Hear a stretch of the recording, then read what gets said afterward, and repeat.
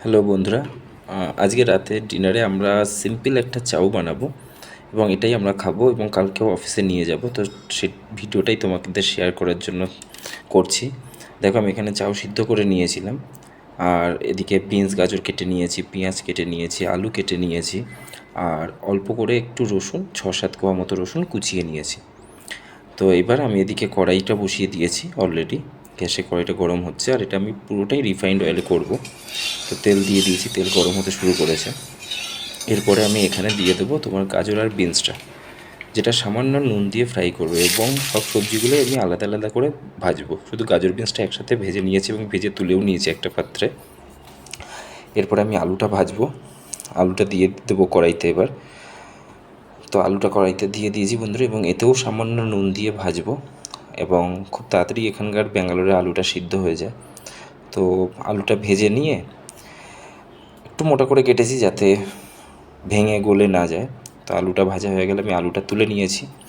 এরপরে আমি কড়াইতে ফির আবার তেল দিয়ে দেবো, তেল দিয়ে দিয়েছি। তেলটা গরম হলে এর মধ্যে আমি রসুন কুচিটা দিয়ে দেবো।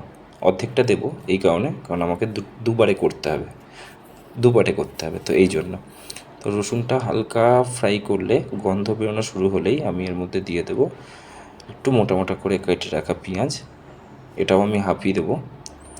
হাফ দেওয়ার পরে এটা একটু হালকা করে ভাজবো, হালকা বলতে 50% মতো এটাকে ফ্রাই করব।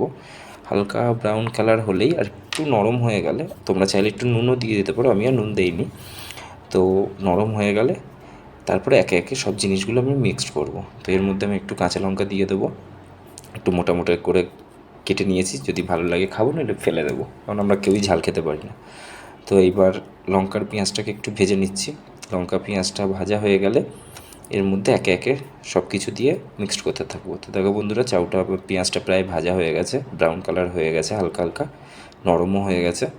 এর মধ্যে আমি চাউটা দিয়ে দেবো। আর আমি যখন চাউটা সিদ্ধ করি, একটু বেশি করে তেল দিয়ে দিই, সামান্য নুন দিয়ে দিই, আর সিদ্ধ হয়ে গেলে ঝুড়িতে ঢেলে খুলে কলের তলায় বসিয়ে দিই। মানে পুরো ঠান্ডা জলে ভালো করে ধুয়ে নিই, তো ঝুরঝুরে হয়ে যায়।